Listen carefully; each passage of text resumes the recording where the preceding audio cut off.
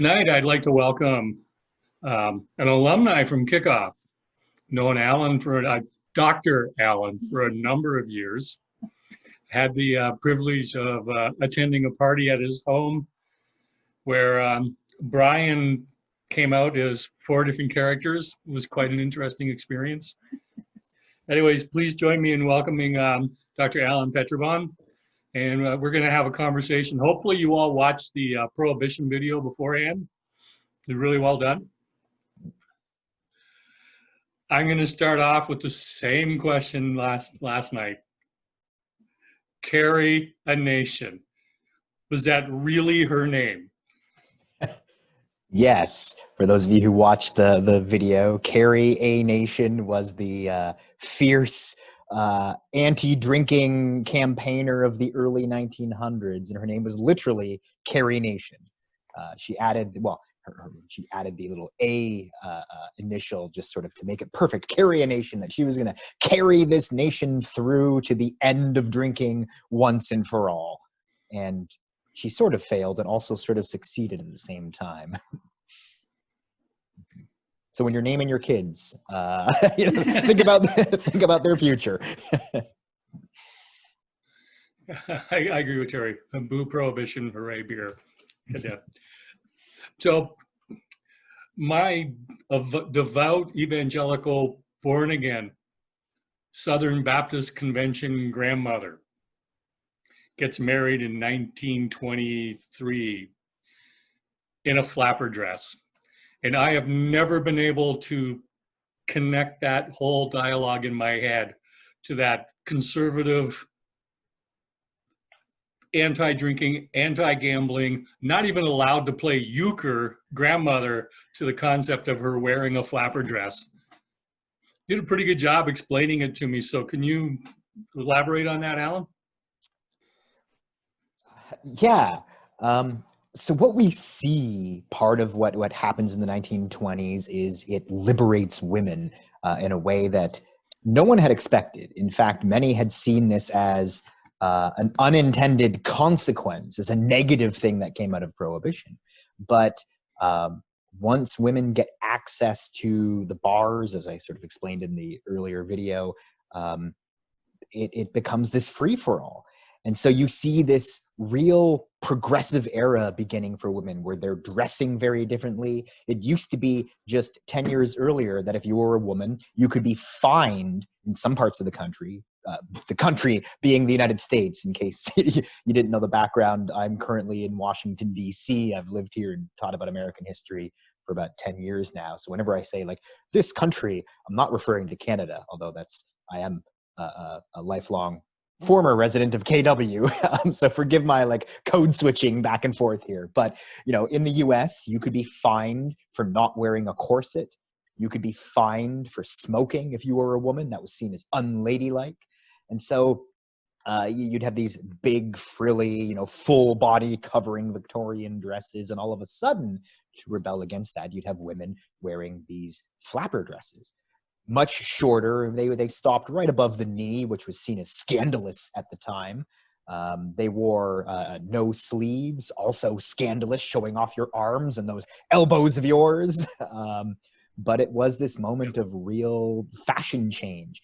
Women would often cut their hair really short, would often dye their hair black, wear sort of dark eye makeup. It was a total fashion change. So I don't know if you're, was it your grandmother who is also part of this culture. The thing we see though, and what I tell my students is, look, we can view this as a like women's liberation. They were being so progressive. They were rebelling against everything. Or if you actually read the diaries and the documents of the time from the women who lived through this era, there's a good portion who were like, yes, I was fighting the man. I was doing what I wanted as a political statement. That's why I wore my flapper dress. But a number of women, I don't know if it's the majority or not, but a good number of women also said, when asked later, when you were young, when you were part of this flapper culture, why did you wear what you wore? Many of them said, I don't know. It was like what my friends wore. It was the culture of the time. I wasn't trying to make a political statement. It was just cool. So I wore it. as you know, as today. It's just you sort of follow fashion trends without really knowing why, or without often trying to make a statement. So your family could have been either or. Probably following trends, because like I said, I've never been able to square that whole dialogue the way I knew my grandmother to the first time I saw that wedding picture. Just not the same person. So it was, but that makes perfect sense that was the culture of the time. Yeah, and just like, you're not going to wear a corset today unless you're dressing up as a Victorian in costume. It was this sudden change in fashion that many women use as a political statement. Many just followed the change in fashion because if you continued to wear your Victorian dress, you'd look weird and out of place and like out of date. So yeah, it's sort of a personal choice.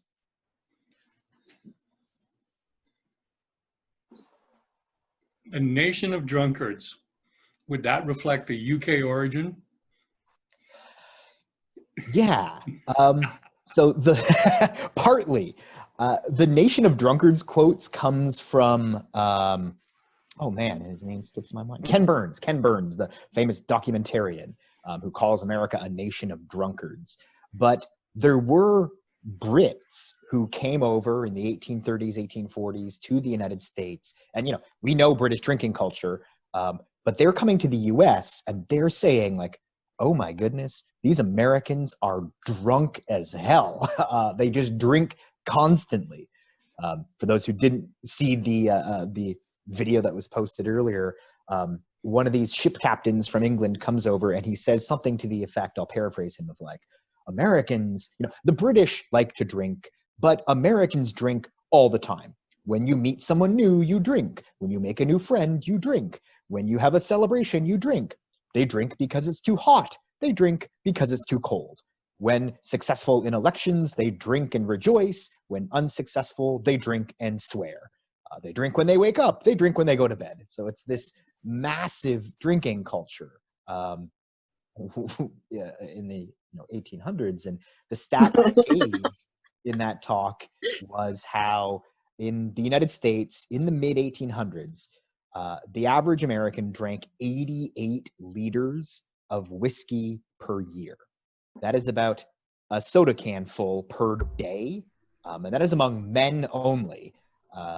And compared to today, where actually the stats are a couple of years old, but today on average, the average American drinks 13 liters of all alcohol. Back in the 1800s, that was 88 liters of whiskey alone. And so, yeah, they were drunk all the time. It's unsurprising that if you ask someone, Graham put in the chat box here, if the Brits are saying that, man, I've come to this country and these guys are a bunch of drunks, you probably have a problem. Very true. Very true. You mentioned the Roaring Twenties as culture of rebellion. Does Prohibition bring this about, or does it just magnify an already existing cultural undercurrent? It's both, sort of the both and question. So it's certainly, a culture of rebellion is nothing new in the United States by the 1920s. The United States is formed by rebellion, right? This country is formed in a violent revolution against the authority of the age, with, of course, the American Revolution. But then, after that, I've been reading all these fascinating parallels of people sort of holding up the Constitution and their right to freedom as their excuse for rebelling against the government. You have that through the 1800s. You have all kinds of workers' strikes rebelling against authority. Technically, if you go way, way back to the Puritans, the people who found the United States are rebelling against British authority. So this is nothing new. But what you certainly have is and a real spark of rebellion by the 1920s in response to Prohibition. You have a huge amount of just regular people. So one of the things that Prohibition does is it takes drinking, right? As many of us I see, on the screen having a nice pint. What people did for centuries, right? This is one of the oldest human activities. In fact, the most ancient recipe we know comes from ancient Egypt, and it is a recipe for making beer. So like a human activity, no matter which culture, no matter which part of the world, no matter which crop that is dominant in that world, whether it's rice or grains or corn, we have evidence across time of humans making alcohol. And so they take this sort of natural human activity and they make it illegal. So that now if you're the average American who's generally law abiding and you take a single swig of beer, you are committing a federal crime. And so many people think, well, that's stupid. Like, I disagree with this law. This is ridiculous. So if this petty little thing is making me a federal criminal and I'm going to do that, right? Once you've sort of crossed that Rubicon of breaking a federal law, it's a slippery slope. It becomes easier and easier to get into this idea of, well, what other laws don't I agree with? And I'm just going to sort of break. And that's partly to relate to that other question of women becoming much more risque in their fashion choices. Well, if I could get fined for wearing a corset before, or literally in New Jersey, there was I think it was a $5 fine, which at the time was pretty substantial. If you wore a bathing costume, as they called it, a bathing suit that showed off more than like 2 inches above or below the knee, you could be fined if you were on the beach with a too revealing bathing costume.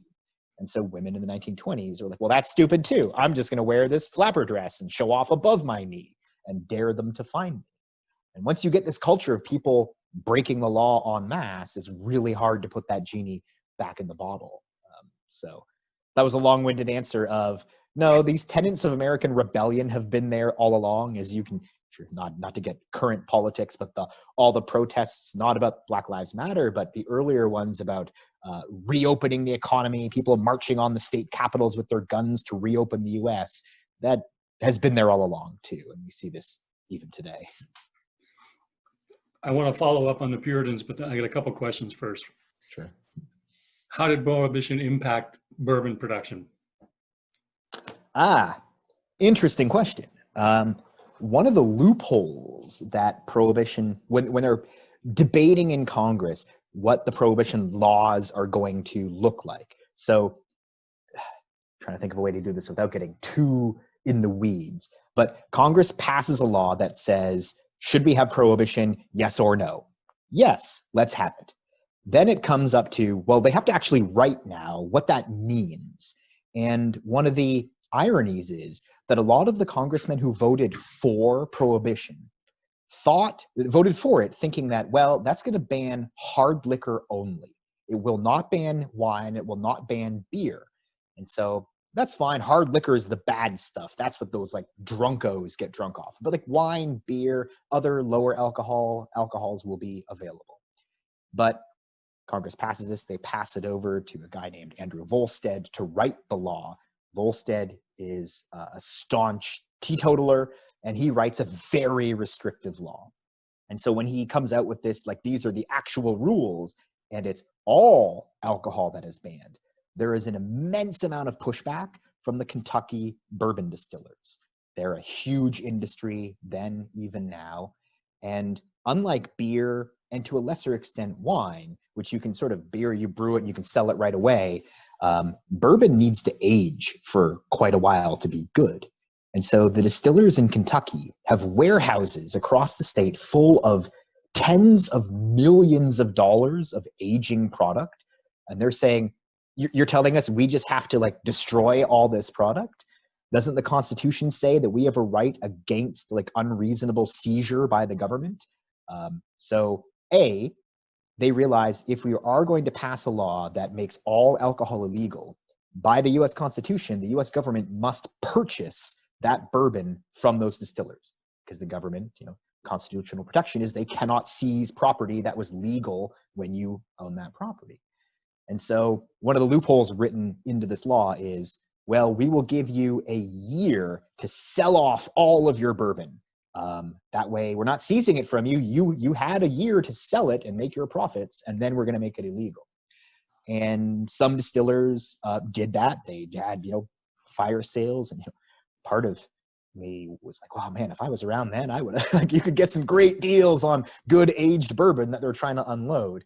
And some distillers decide, nope, we're just going to lock the door of the warehouse. leave this stuff here and walk away and hope that things change. Or, as some did, we're going to trickle it out the back door after Prohibition at much inflated prices.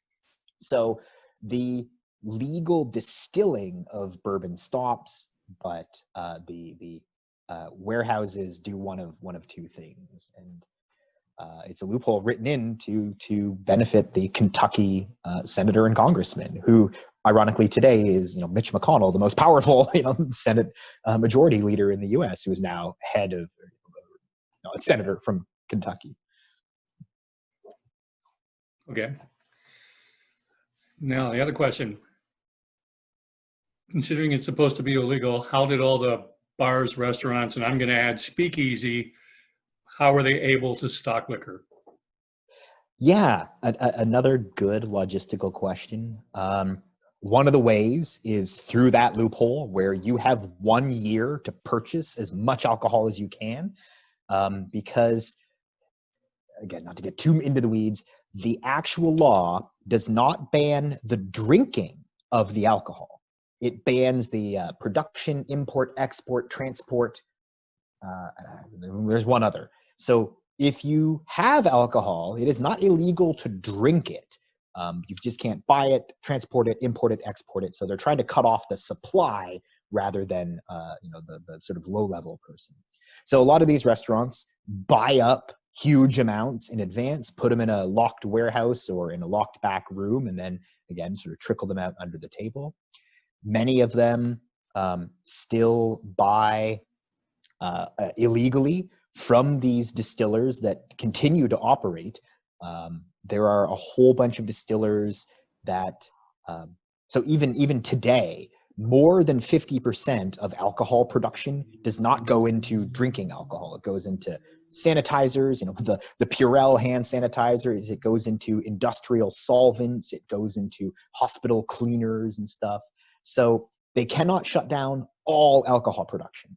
And often, if you've been following the news, at least I know here, I live just outside DC in the state of Maryland, where there's a whiskey distiller just up the road from us. They switched over to producing hand sanitizer during the COVID crisis. So at the time, these whiskey distilleries wouldn't just shut down. Of course, some of them did. They would, we're going to produce industrial alcohols. And then with a few well-placed bribes, they would, of course, on the side, produce a couple of barrels of whiskey for Al Capone. And again, and late at night, they would happen to roll out of the warehouse, that somebody left the door unlocked. I don't know what happened. There's that. There's a huge business of Canadians shipping alcohol, which is legal to produce in Canada, across the Great Lakes or running it across the border in Quebec. There's a big industry of Irish distilleries filling up ships, sailing them across the Atlantic, docking them 20 miles off the port of New York, with a prearranged drop-off point that in the middle of the night, some guys would motorboat out, or in some cases row their boats out into the Atlantic to this prearranged position where these Irish ships would throw buckets or barrels overboard, and they'd be collected and brought back on shore. So a lot of these restaurants, if they bought it in advance or if they found a supply chain, they are able to get it. And what we see is there is this dip in alcohol purchasing, as kind of like you've seen today. There's a supply disruption, grocery store shelves go bare, and it only takes a short while before people figure out where they can get the products they want. And so within a year, restaurants, people figure out, Joe down the road has a connection to this brewery or to, some alcohol rum runner, and that's where I can get my hookup. And after that, alcohol sales continue to go up higher than they ever were before Prohibition, despite this law. Graham wants to know a little bit more about the brick grapes. Particularly, was it popular? Yeah, I love that part. So vineyards found a way to get around this law by selling. They would take their crops, they would dry it, they would compress it into this brick of grapes. And if you saw the video, right, they'd have this, you can mail order it through catalogs, kind of like online today. You could have your brick grape shipped from California to wherever you are, New York City. You dissolve it in water, you put it in your cupboard, and it ferments into wine. And it is disgusting wine. Like, it's not something you'd ever want to drink, but it would still get you drunk. So I don't want to say that the sale was popular, because it really wasn't. Wine in general wasn't popular then to the extent it is today, especially not American wine. If you drank wine, you almost exclusively drank French or Italian wines. And there was still a good smuggling operation going on from France. This is back in the day where if you're sending a ship, like a cargo ship from France with whatever, French cheese, French wines, whatever it is, wines are now illegal. But this is an era before containers. And so cargo loaded onto ships is essentially loose in the cargo hold, and it is hand carried off those ships. And so you would just, if you were a shifty dealer, you'd send your ship full of cheese and French-made cars and linens or whatever else the French make. And then sort of in the corners of the hold, you'd pack a few cases of good French wine. And you'd give the tip off to the what's their name? The stewards, whatever, whoever unloads the ship at the other end. Like, hey, in compartment A3, there's a couple cases of wine. Take a bottle for yourself, and like a guy's gonna show up tonight to pick up the rest.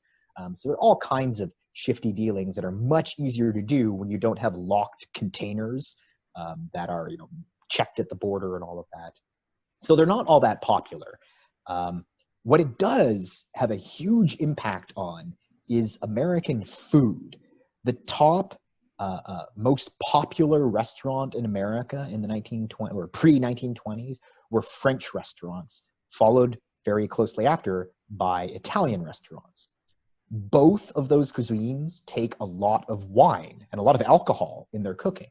Those rich white French sauces are made with white wine. Those great tomato sauces are often made with red wine. Those fantastically rich French desserts and pastries, often made with some whiskey or some bourbon, in Italy, some amaretto. And when restaurants lose their easy and cheap supply of good wines to cook with, they lose a lot of their business. People who are food connoisseurs start to figure out by the early 1920s that like French food, these five-star restaurants, don't taste as good anymore because they don't have access to one of the base ingredients, which is alcohol. You'd be shocked at how much alcohol goes into the food at top French and Italian restaurants. That's why it's so good. But so the wine is not all that popular, even though I love the ingeniousness of those compressed grape bricks. Somebody should do that today. Right, it was ingenious. Mm-hmm. Terry and Emma. Spanish flu ends 1918, 1920 sort of time frame. Mm-hmm. Mm-hmm. Do you think the end of the pandemic might have contributed to the general disregard for the law when people were celebrating the end of a pandemic and this prohibition comes in? Yes, that is a part of this. And the sort of interesting part is there has been very little study of the 1918, Spanish flu, the last major pandemic we had.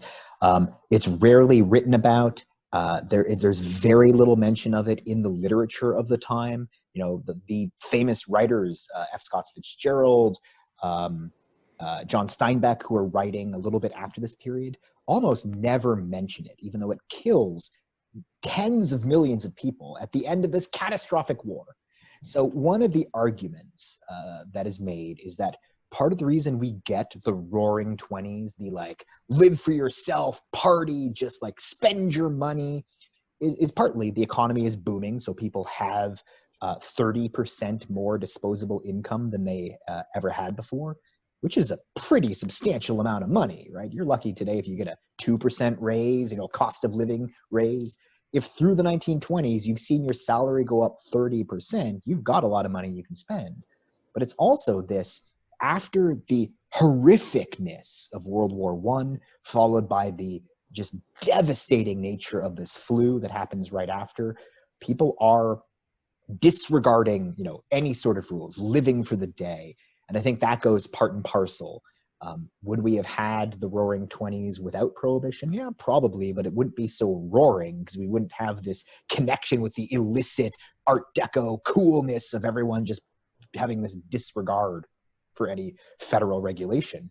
At the same time, that it's ironic that the 1920s, despite being this moment of incredible progression for women, incredible progression for African Americans in some aspects, certainly not others, this is a time that is deeply conservative.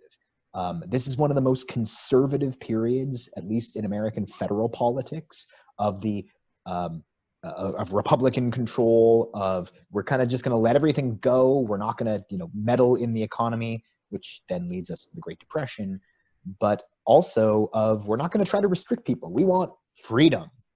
At the same time, you have this incredibly restrictive prohibition argument. So it's like all of these social clashes going on that feed into this culture of the 1920s. Darian notes the evolution of music during the rebellion. So particularly jazz. Does jazz evolve faster and change more because of Prohibition? Yes. Or does it just get more risque? Yeah, I wouldn't say that it gets more risque. And the thing to put ourselves in context, because like now jazz is sort of the quiet, boring thing you listen to when you're having a dinner party or like the elevator music. But like jazz in the 1920s was today's equivalent of the most profane, vile gangster rap, like the thing that your parents hate and won't let their children listen to, like explicit lyrics, whatever. That was the culture of jazz in the 1920s. The risqueness of it was because it's the first publicly popular music that comes from the African American community that is wildly popular almost exclusively among young people. The older generation hated jazz in the 1920s. It was everything that they worked against. So it certainly evolved faster. It certainly became popular faster because it is what young people are listening to. But there's this connection that I don't recall if I mentioned it in the pre-recorded video, that what was really popular before the 1920s were big bands. So you'd have 20, 30, 40 person orchestras in a show that's going on. In the 1920s, partly because the venues for jazz are largely these underground speakeasies. You want to keep a low profile. You often have a small space late at night. You can't have a 40-person orchestra making all that noise, attracting all that attention, and often you can't fit them in your little bar, in your kickoff size speakeasy. So it necessitates the creation of small quartets or trios, 3, 4, 5 people playing this improvised music, and it becomes incredibly popular, which then spurs more bars to hire more jazz musicians to try to attract more business from these young people who have tons of money to spend, who don't care about the social rules of the time, which partly not just like the gender issue of women, but the social rules were white people do not interact with black people. Like there was no way you'd go see a black musician. That was just unheard of in this, especially in the South, in this Jim Crow segregated era.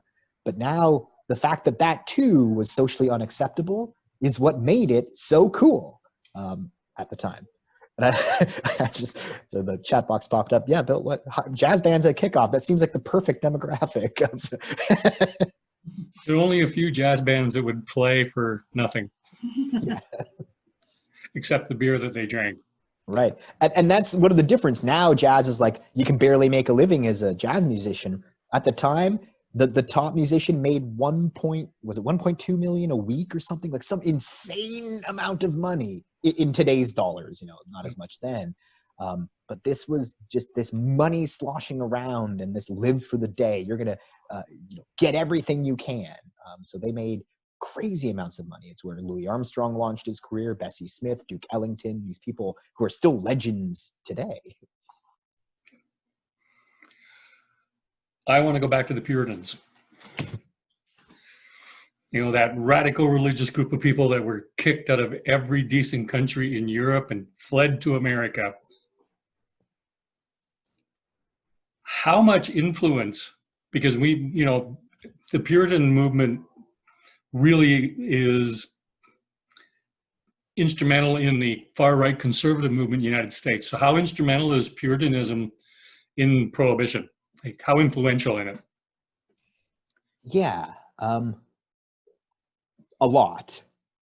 It is the first wave of the temperance movement, the anti alcohol movement, is really the Puritans back in the 1600s. They come over looking for freedom, in quotes, but not our conception of freedom today, right? They're looking for, we want to practice our incredibly restrictive religion, which bans any sort of intemperance like that. Bans the wearing of any colored clothing, like you wear black, bans the celebration of any holiday, bans the giving of gifts, because that is too blasphemous, bans overeating, certainly bans drinking. So they are extremely restrictive, and that culture establishes itself in the American Northeast. And it is in the 1830s, this wave of anti-drinking sentiment comes out of religious tradition. There's I forget his denomination, but there's a preacher named Lionel Beecher in the 1830s, I believe, who starts writing these really fiery, really powerful anti-alcohol sermons. That is ultimately what inspires Carrie a Nation in the early 1900s. She reads some of these sermons. They are published by Lyman Beecher. They become huge sellers. And so it is among the religious community where Prohibition begins, and it really takes hold. It is among the religious community where Prohibition is supported, not most of all, but they're heavy supporters in the 1910s through the 19-teens, followed, interestingly, by industrialists. So Henry Ford, for example, big supporter of Prohibition. Big companies support Prohibition, partly because Americans are drunk all the time. Like the culture of the time was at lunch, back in the day where most factories were in cities, in downtown areas, there would be a row of bars right across from the factory gates. At lunch, you'd go out, and to attract your business, the factory would offer you a free lunch if you bought a glass of whiskey. Not a shot, a glass of whiskey. And you'd have that, maybe two at lunch, and you'd go back into the factory with a nice buzz to help you get through the day.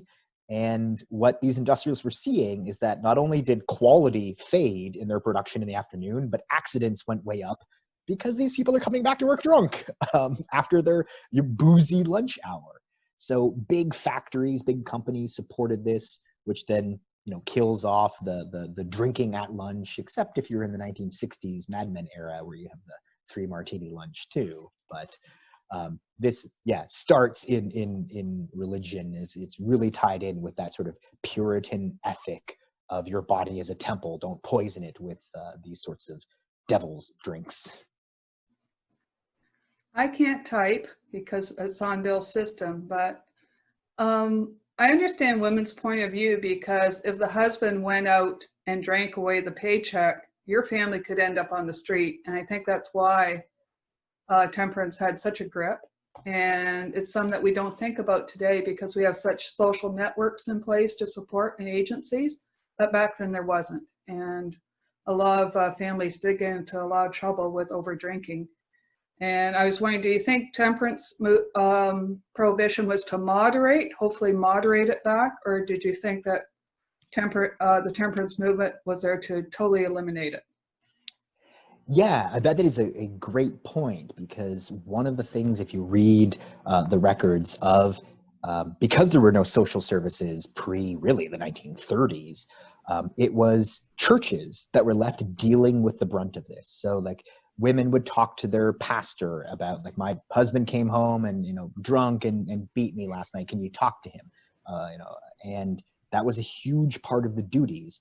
There are lots of reports of pastors having to sort of ride all over the community, putting out these fires of drunkenness, where men would collect their paycheck, often in cash. There were really no checks in the early days. And they'd go straight to the local bar.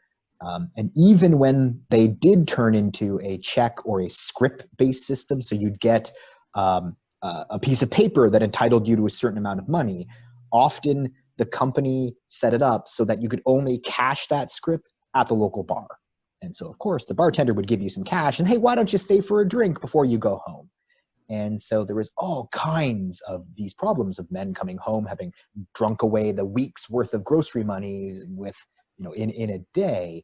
And that was especially problematic because the irony here is that by the best estimates, it's actually that women controlled about 90% of the economy, in that women controlled about 90% of American household spending before about the 1920s, because men are in the factories working 14-hour days, 6 days a week. There is no weekend. You got Sunday off, and then you went straight back to work, anywhere from 9 to 14 hours. So you didn't have time to do the shopping, to buy the supplies. Your wife at home went out and did that. So women were really in control of the consumer economy, but because men picked up that paycheck, and so many of them spent it on booze or prostitutes or gambling before they got home, all of which were totally legal. Opium, heroin, totally legal before the turn of the century. Come home with a pittance, and it was a huge problem for American families. And one of the positive things, I'll end on this note, was that we did see in those first 3 years of Prohibition, child malnourishment went down, liver disease went down, savings accounts for Americans went up in value, because if you can't spend that money on alcohol legally, it actually did have an impact in at least the first 3 years. And then again, once people had figured out where they could drink, they just went back to their old habits again. Got a couple questions. Can you explain Remus' argument, unless his wife was Carrie Nation? I'm not sure I get the question. So the argument was that he got off from murdering his wife because of the Volstead Act. But what argument did he use that made that happen? Because that just seems ludicrous. Oh, yeah, okay. Yeah, so he used the argument that this was a morally justified killing. And to give the background here, it was that, so he had been arrested for violating the Prohibition laws a couple of times, but got off each time. And when he was out on his sort of final stint, apparently his wife had started having an affair with one of the agents who was investigating him for violation of the Prohibition laws. And so he murders her. Then she asks for divorce, and then he murders her, saying that it's a morally justified killing. Not only is the Justice Department, being unfair to me in like having this agent sleep with my wife, but also my wife is being immoral by cheating on me, and that's against all the morals of the time. So this is morally justified.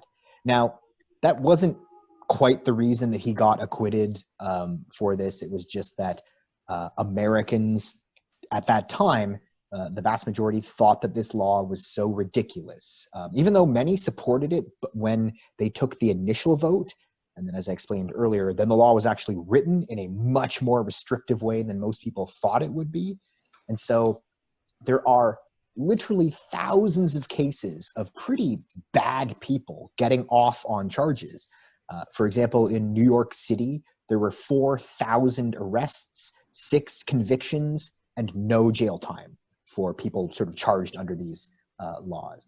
4,000 arrests, only 6 convictions, no one went to prison. And Remus was one of them. There were just so many people who, sort of to stick it to the government, if you ended up on that jury, would vote to acquit, or would find, not guilty.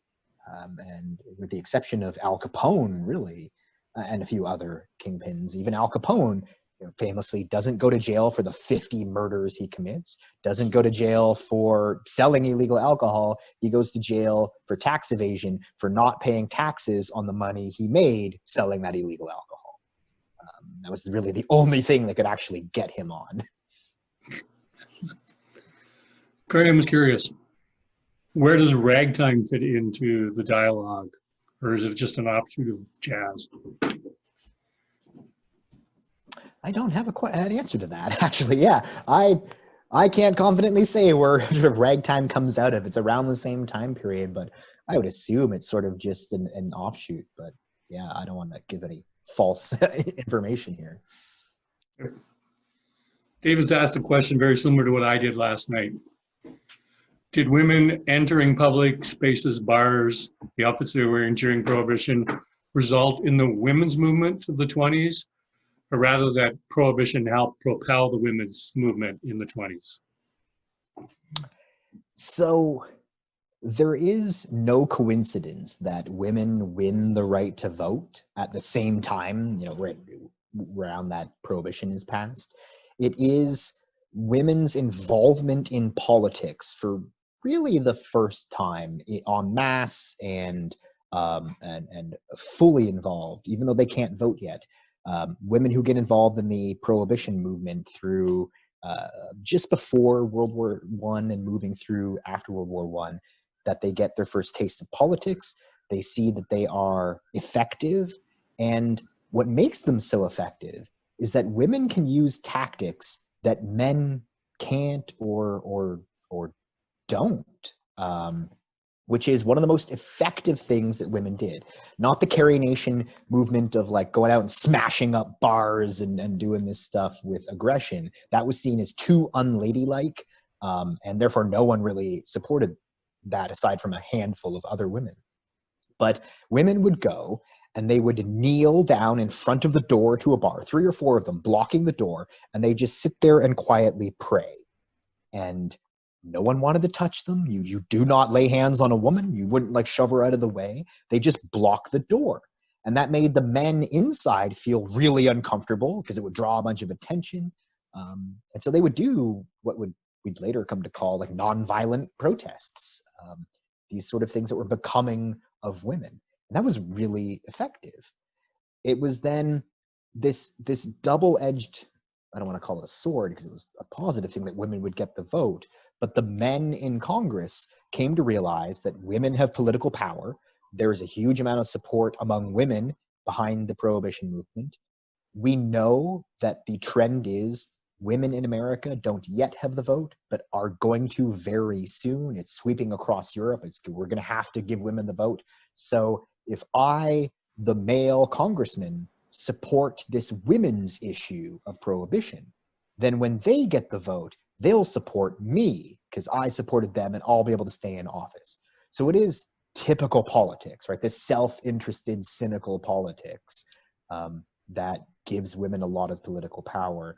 And then women do get the vote right around this exact same time, the following amendment or the preceding one. Thank you. Darian has a couple of questions. The first one, the 20s were a huge kickoff. He's being a punster today. For massive infrastructure development like highways in New York and government housing projects. Did this have any clear correlation to Prohibition, or is it unrelated? I can't say that there's a clear correlation to Prohibition. The correlation to the development of housing projects and highways especially is a technological one, that it is the Model T Ford that becomes sort of readily available right after World War I and really takes off during the 1920s. That's the impetus for building highways. But even then, the idea that the government would build roads was still pretty radical. There were a couple of government-built roads, usually, and you see these in the US to this day. If you ever see a road that's just called Post Road, that is a government-built road, literally a postal road used by federal postal employees to deliver mail. Those were federally funded, but often if you wanted a road built in the 1920s or before, the government would say, well, that's lovely. You get a collection from your neighbors, hire a company and build yourself a road. It was a private enterprise until about the 1920s. The housing project issue comes up because by 1920, The correlation is that is the first year that the United States becomes majority urban. Before 1920, most Americans lived in rural areas. And after 1920, there's a huge influx of people to the cities, which just requires this mass building of housing. So you see a lot in New York City, especially, of the pre-war buildings are typically from the 1920s. The building starts in the 1880s, but there's this boom in the 1920s. Actually, one of my old apartments here in DC was built in 1926, and it was of this era. Now people are moving into the cities. One of the reasons they're moving into the cities is because it's about the only place in America that has electricity. Rural areas have not yet really received electricity. And so people want the modern conveniences of electricity, of public transit, and it's just this shift to an urban lifestyle. So I can't say that it's Prohibition related. It's mainly like just a timing, a societal thing, and a technological thing that we're building roads because cars are becoming prominent. In 1909, there were only 9,000 cars in America. And by 1930, I think that number, I don't remember exactly, but it's like up over 1 million, and it just skyrockets up to then 50 million by World War II, and then nearly 90 million by the 1970s. For those that asked about ragtime, Lauren's got a really good explanation in the chat thing. Darian, I don't get the context, so maybe you should just ask that next question. Yeah, sure. So the question is, so I was reading a book about 7 or 8 months ago on Rocco Perry, like Canada's Al Capone. He used kind of the like Lake Ontario, Lake Erie, all of the Great Lakes, really, or not all of them, some of them, to kind of be Canada's funnel to help either supply alcohol to the States or supply it when Southern Canada had its own version of Prohibition. I'm curious if there's any real clear correlation or impact from that on the US, or if it was just like this little tiny thing that Canada has its own little version of it and the US was just 10 times bigger. But I'm just curious because like that story was so fascinating, and it seems like it was right around that same time. Yeah, so Canada has a version of Prohibition. I believe it only lasts 3 years. I think from 1920 to 1923, around that time. And I honestly will admit, I don't know much about like why it started, why it stopped, so quickly. There is this huge influx of alcohol across the Great Lakes. I'm going to look up the Rocco Perry story. I actually don't know that side of it. I do know part of the influence, partly Prohibition, partly something else, which we don't need to get into. The U.S. Border Patrol is created in 1926, if I remember correctly, maybe a year or two earlier. And that's partly, like today, to keep Mexicans out along the southern border. But it's also this realization that after Canada ends Prohibition and like booze becomes prevalent, and there are huge brewers and distillers in Canada that are making an enormous amount of their business just sending alcohol across the border illegally into the US, that the US needs some sort of border patrol, which they really start setting up. Before, border patrol on the northern side was really nothing. There was nothing. There was no border controls. It was left to local police and sheriff's departments to enforce whatever rules they want to enforce. And that is a problem because, as I mentioned in the earlier video, that a lot of the enforcement for this was downloaded to the state and local level. And it is totally legit that, for example, the state of Maryland decided, you know what, we're just not going to enforce this Prohibition law. We think this is a waste of our resources. So it becomes quite clear in Maryland that like you're not going to get arrested or charged for violating Prohibition because the police have been ordered not to enforce this. There is in the US, and I'm sure in Canada too, prosecutorial discretion that the police can choose not to enforce certain things if it's going to stretch their budget or their resources too much. So anyway, yeah, I can't speak to exactly the Rocco Perry part, but there are these connections, and I'm sure he's probably involved in some way. I can say I did an exhibit for a museum on on Prohibition, wet dry for Oxford County. And even though it was a very small percent, people that did get involved running alcohol to the States often was life-changing, not just for that generation, but for generations to come. People could pay off their farms. The grain was right there. I know that there of one family that did run down to Al Capone in Chicago. Police officer was shot in the hip in Sarnia at the crossing when they're making a run for it. That money was used to put their sons in university, and that family is in politics today. So big changes for a small percent.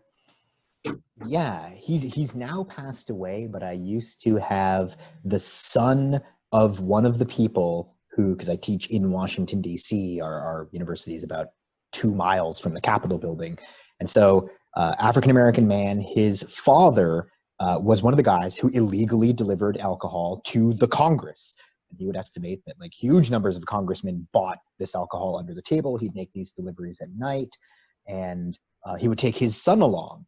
And so this guy talked about how they made an enormous amount of money. They were able to buy a house, that like he was able later to have this opportunity because his father sold illegal alcohol to members of the US government who clearly didn't care.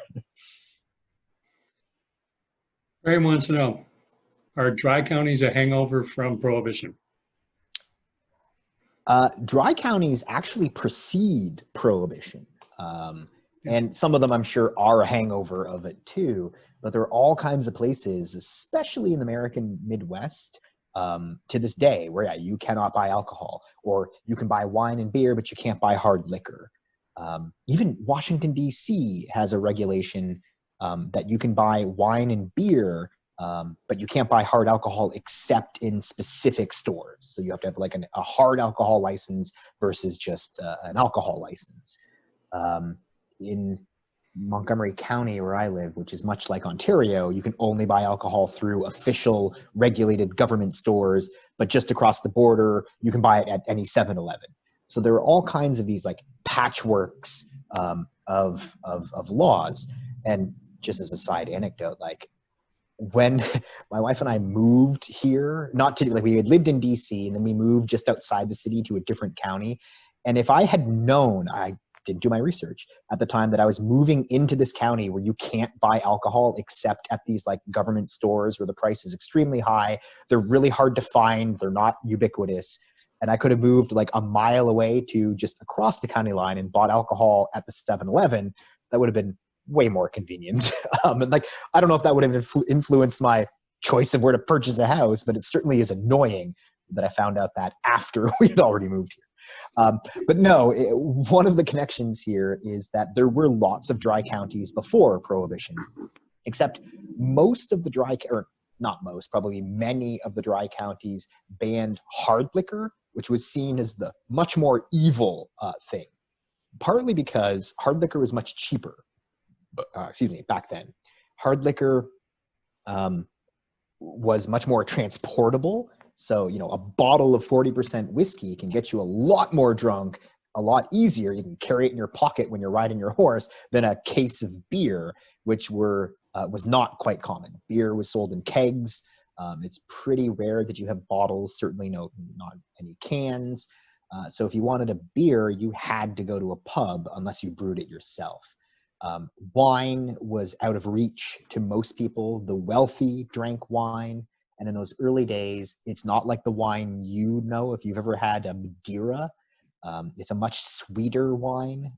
So the sort of rich dry wines we're used to today was not available in the United States unless you were able to import very expensive French wines, which, fun fact, Thomas Jefferson, one of the founding fathers, nearly bankrupted himself buying enormous quantities of French wines.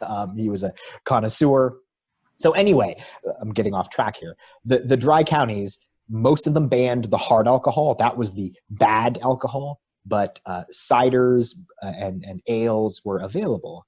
And coming out of that, when Prohibition was passed, because of the fact that the US already had these dry counties that mostly just banned hard alcohol, most people thought well, that's the model we're going to have on a national level. We're going to ban hard alcohol, but wine, beer, everything else will be fine. So there are some of these places that still exist today. For what reason, I don't know. But yeah, these were around for a long time. Interesting question. What, if any, are the parallels between the war on drugs that the U.S. is slowly getting out of and the corresponding legalization of marijuana? Yeah. There's a colleague of mine. We at one point give like a parallel presentation here. He does studies on the drug war, and I look at alcohol in this case. So what's sort of interesting is at the turn of the 19th century, the turn of the 20th century, so the early 1900s, most drugs were legal. You could buy opium, you could buy heroin, you could buy cocaine, although that was much to a lesser extent. Opium dens were as prevalent as bars in a lot of part of the country. In fact, cocaine, if you've heard this story, it's not a myth, that the active ingredient in Coca-Cola used to be cocaine instead of caffeine. That was the stimulant. So if you bought Coca-Cola before the 1890s, you were drinking a cocaine-laced beverage, which no wonder, it gave people energy, and they talked about how it got rid of their tooth pain, and they felt amazing after drinking this Coca-Cola. So there is this Puritan bent around the turn of the century that outlaws opium, outlaws heroin, outlaws cocaine, followed by outlaws alcohol. So I believe the DEA is a much later creation. But there are these parallels now. The question of I've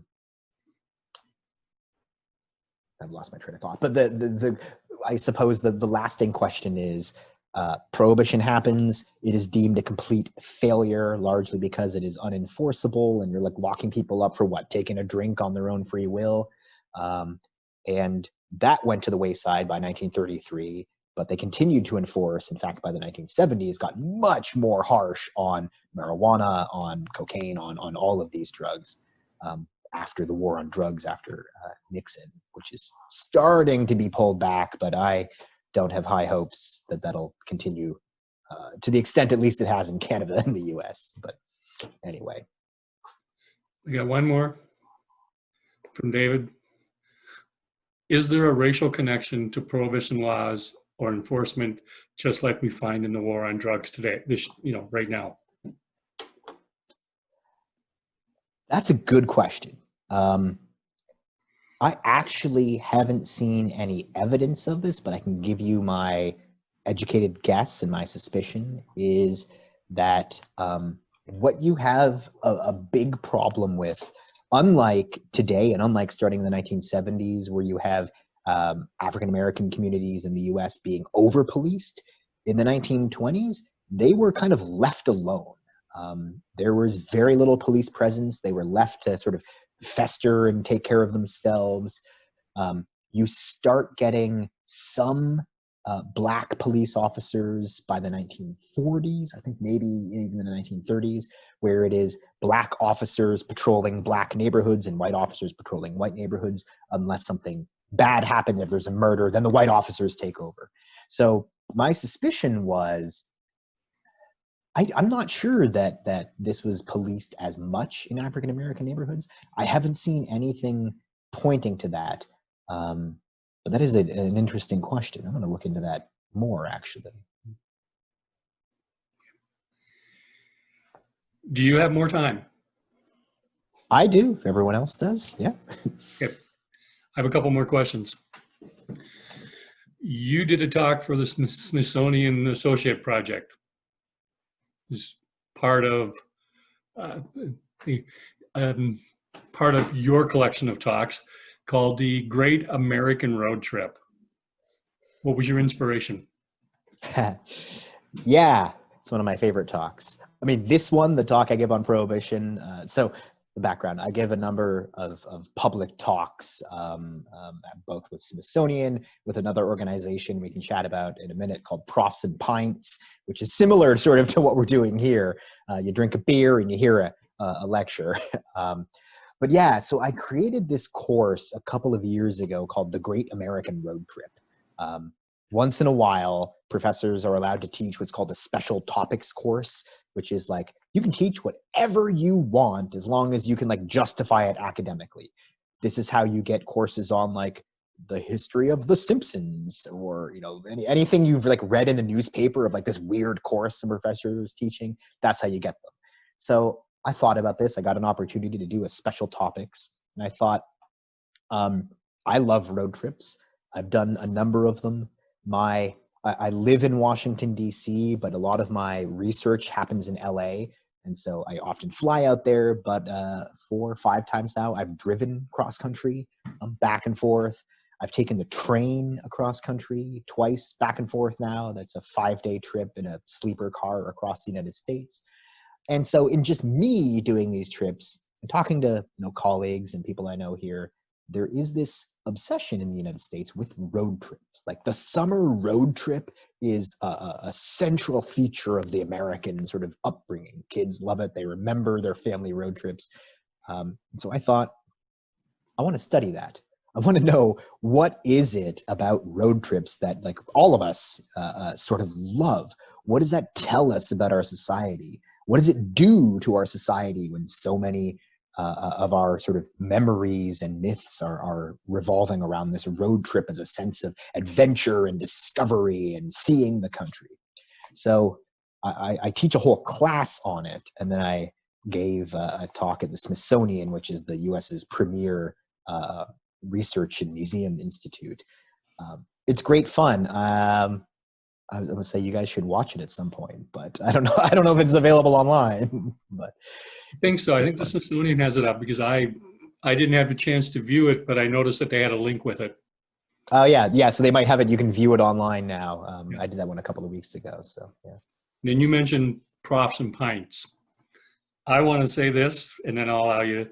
Profs and Pints bill you as one of their best speakers.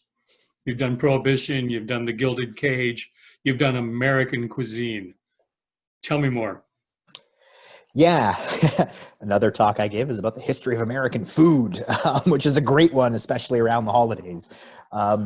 So Profs and Pints is an organization that is run here in DC, where they had this genius idea, kind of like what you had, Bill. It's like, let's get a bunch of people together who like beer, and let's, a bar like Kickoff. It's a small place. We're going to book it for the night, and we'll have a top professor in, not just some egghead who's going to speak above your head, but someone who can engage an audience and talk about cool topics like the history of alcohol or food or road trips.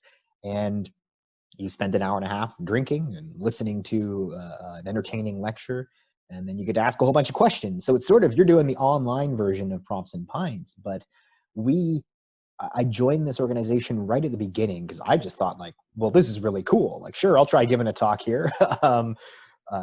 And it started off pretty small, and now each night, each show, we will bring in an audience of 80 to 120 people. So it's become incredibly popular, and it's something that like I've always pondered the idea of like, maybe I'll just move back to Waterloo and launch this. Waterloo is a university town. There's lots of demand for a Profs and Pints type thing there. So I'd love to do that, but the border's closed, so I'm kind of stuck here now. True. And then I have one last question. Sure. Jackie alluded to the story about the family in Oxford County and the fast car and running rum. You allude to NASCAR as sort of coming from the concept of people using fast cars to outrun the police, running booze during Prohibition. Yeah. So one of the origin stories of NASCAR today is that it was founded by these former rum runners who, what they had realized in the 1920s is sort of connecting to our talk about technological change and car development. that through the early 1920s, your option for cars was the Model T Ford. And it was slow. It topped out at around 40, 50 kilometers an hour. It was rickety. If you tried to take a corner too fast, that thing would flip over or the wheel would break because the wheels were made of wood, not the rubber. It was rubber, but with the wooden spokes. So by the late 1920s, auto manufacturers had realized, A, people like cars, and B, we should design some better cars. But it's really the beginning of the Great Depression in 1929 that forces automakers, because their market plummets when people can't buy cars, to realize that to entice more car buyers, we need to build better cars. And so there's this rapid shift in design from like, I don't have a picture pulled up I can put on your screen, but if you can picture a Model T Ford to those like roadsters of the 1940s, that's what happens between 1929 and like 1931. Automakers are suddenly producing really fast cars that these rum runners are realizing we can buy those and we can outrun the cops, because police departments are still using the Model Ts. With the Great Depression, their budgets have been slashed. So if you realize in an era before there are CB radios, so a cop can't just radio ahead to set up a roadblock, that if a cop tries to pull you over or tries to like arrest you or block you, if you can just outrun them, you are free. They cannot catch you. So if your car can go 100 kilometers an hour and their Model T tops out at 50, or their Model A, the next model, tops out at 60, why the heck wouldn't you buy a fast car, pack it full of booze, and just like blow past the cops, which they do. And then they spend, this also connects to the sort of beginnings of the hot rod phase. They realize I can buy this factory car and I can modify it to make it even faster. So this is what they're doing during Prohibition. And then, to their great dismay, Prohibition ends in 1933. And all of a sudden, if you're making money by running alcohol illegally, you are fired. Al Capone lays you off because he doesn't need you anymore. I mean, he's in prison by now, but like the other networks, if this thing goes back legal, they don't need these rum runners. And so these guys who have spent all this money on these fast cars, have no job anymore, start realizing that what if we just race each other for money? And maybe people will come and watch and pay to see us race. And so this is one of the origin stories of NASCAR, that it's these guys who owned these fast cars who race them after Prohibition ends, and that sort of evolves into NASCAR. The other part of this is UPS, the United Parcel Service, that are delivering all your Amazon packages. That is definitely an outcropping of Prohibition, for the same reason of guys who bought big trucks, big in the operative, in the 1920s, they're just sort of flatbed trucks to transport kegs of alcohol that wouldn't fit in fast cars. All these guys who were working illegally transporting alcohol realize, well, I've lost my job. I've got this big truck. What if I just hire myself out to businesses to drive packages around for them? And so the United Parcel Service also links its origins to these guys who were illegal rum runners who used their trucks after Prohibition to deliver your, whatever the 1930s equivalent of your Amazon package is. This is so intriguing. You're so well versed in American culture on this. Alan, thank you for taking time to talk to all of us. It was a pleasure. I'll give a shameless plug. You mentioned Profs and Pints. If you like this kind of stuff, I'll put it in, I think this is the website in the chat box here. It's just I spelled it wrong. Profs, plural, and Pints. You'll see you can buy a whole bunch of, or watch a whole bunch of previous talks. You'll see my name on there. Search for me if you like this sort of stuff. But I would love to come back. I keep spelling this wrong, and do another one with of these with you, Mr. Bill. We will arrange that, Alan. Thank you. I'm going to stop recording, and I'm just going to open up people. You can have your conversation.